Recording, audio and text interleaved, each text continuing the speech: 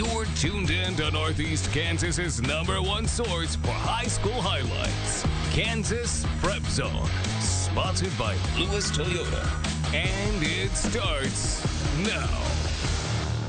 There are no more easy wins. This is where the competition gets real. Let's see who steps up and who goes home. Welcome into Kansas Prep Zone. Andrew Lind, Jason Kander. Boy, do we have a fun one tonight, Jason. Yeah, Andrew, if you were looking for some overstimulation this afternoon, you should have taken a look at tonight's slate, because every game was a good matchup, and the highlights we have for you won't disappoint. So let's get going. This week's Game of the Week, sponsored by Play It Again Sports, takes us up to Seneca.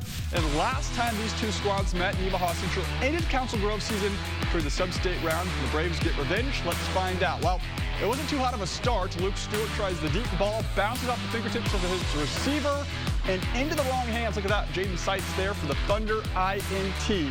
Didn't be prepared to hear a lot of this name. Carter Hike weaves his way through a sea of white for the first down and way more. And not too long after, down set Carter Hike for the end zone. And for Nemaha Central, touchdown at 7-0. Braves moving their way down the field. Logan Stockwell with a laser to Caden Schmidt. With a chance to score in the end zone, the Thunder defense strikes for the fourth down stop. Now, despite trailing 14-0 going into the second half, Council Grove defense never wavered. Book a sack for Hayden Hewitt.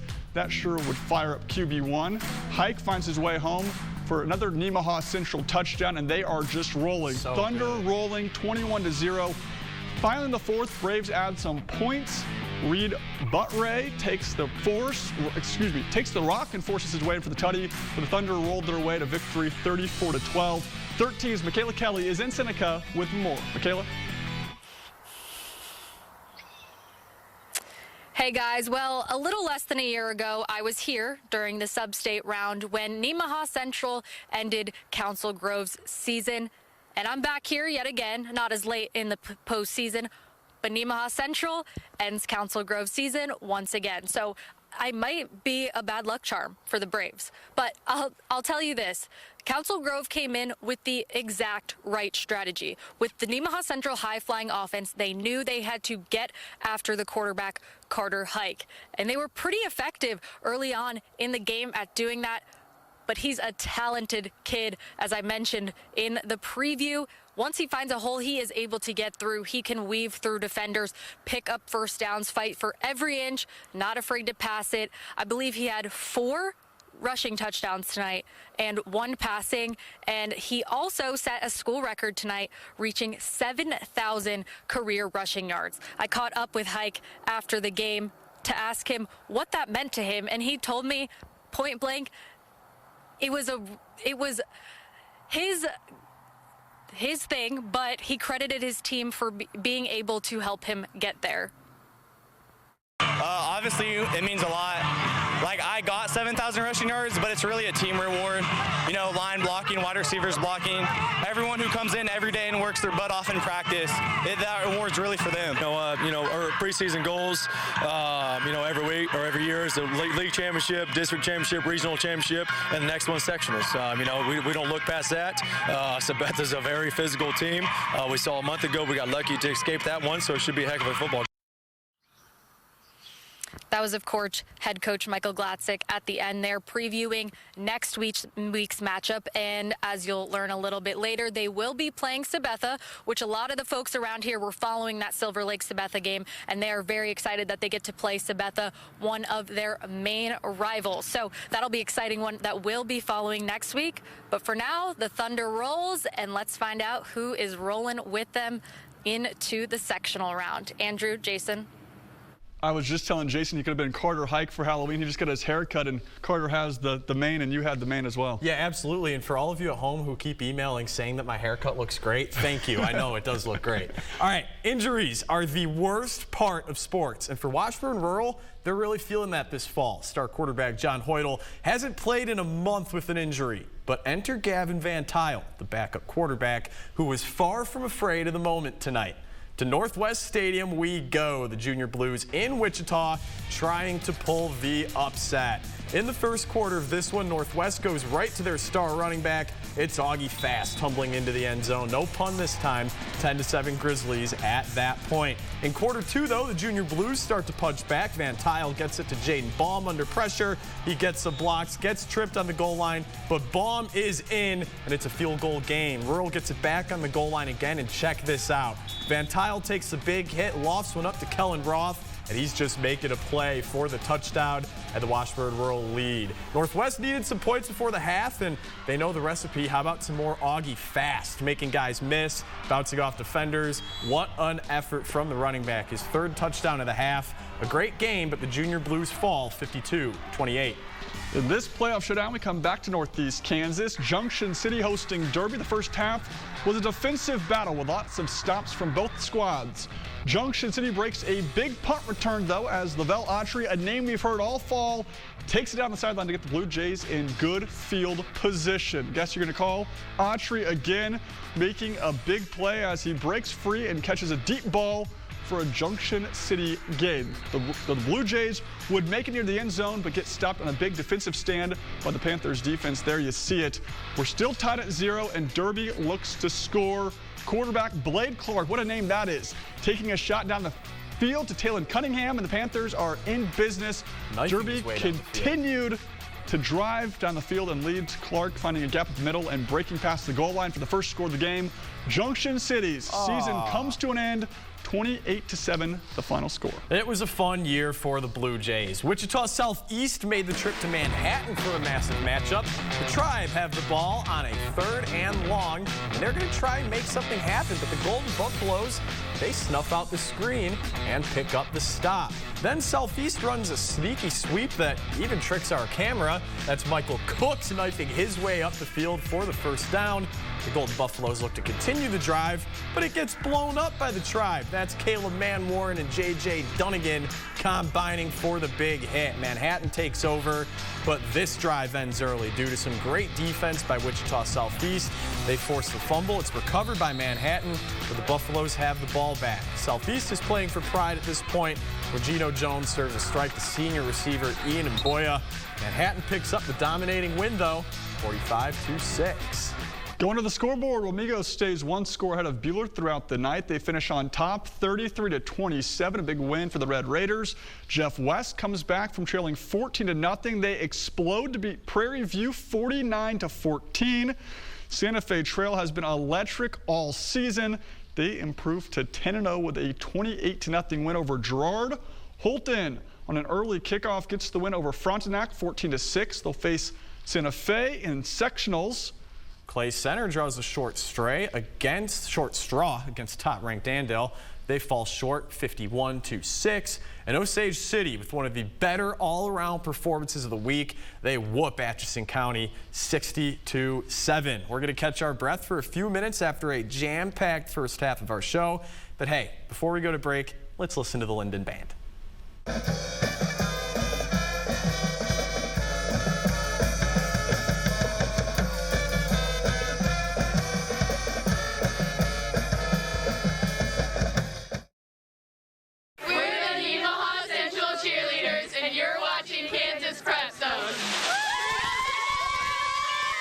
Welcome back to Kansas Prep Zone, where we're the only ones whose season isn't on the line tonight. Still a few more Fridays of football for you and I here in studio, Andrew. And I'm going to cherish them all, Jason, but there's no time to get sad or any tears to be shed. We got a lot of football to talk about, so let's get to it. Yeah, the Hayden Wildcats were looking to make it 10 wins in a row to start the season with Wellsville in town. As you see our cameraman almost get trampled. First quarter, Cade Mitchell gets the gift and says, "Miss me." He's gone just like that, and Hayden has an early advantage. Wellsville wasn't exactly the walk in the park some might have thought to start. We're going to get a look at Armand Graves going up the sideline for the first down run. The Eagles of Wellsville, they would end up inching closer to the red zone, but that would be about as close as they get all game. Pete Dorsey's going to toss one deep towards the goal line, and it'll be intercepted by Wildcats defensive back Mason Becker. Guess what? It's crazy we've made it this far in these highlights without seeing any of Connor Hanika. So right on cue, Hanika hits Mitchell way down the field for the long catch and run for 6. Hayden has his 10th win of the year. They beat Wellsville 42-0. Sabetha and Silver Lake. This one was wild. We start late in the second quarter after getting a look at both teams. Kipton Kruger creates an opening, and he's going to find his receiver for the chunk play past midfield. That's a pro throw. But that was about as easy as it would get all game for the Eagles. They go through the air again. Dane Johnson darts upfield. He's got a first down, but that's a touchdown-saving tackle by Sabetha's Micah Lang. This would loom large. Silver Lake's looking for 6 in the red zone when the Blue Jays break through for the sack. There's Holden Edelman holding the Eagles. Then on third down, the Kruger pass is knocked away and incomplete, which sets up a significant ending to the second quarter. Silver Lake's going to line up for the field goal from the 5-yard line. Yeah, that's short. Looked a lot like those kicks you'll see tomorrow morning on College Game Day. Unless if you have YouTube TV, that is. Sabetha's moving on with a 28-16 win. Some shout out to the ESPN decision makers. Yeah. Up north in Holton, Jackson Heights hosting Olpe. The Cobras only giving up 2.9 points per game on average. Could Olpe score 3? We'll see.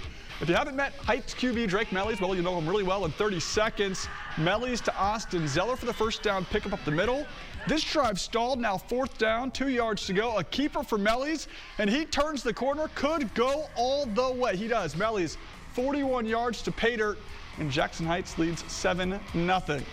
The Olpe Eagles were quick to answer in quarter number 2. This looked like a sure interception until it wasn't. Olpe's Corell Robinson makes the catch, turns around and runs straight into the end zone. This game is tied at 7. What a catch from Robinson. Eagles get the ball back with time to score before the half. Braden Linneman lobs it up to Brecken McGuire on the near side for the long pickup. Now on the goal line, Linneman switches up the hard count, catches the Cobra defense off guard, crosses the plane. Eagles lead 14-7.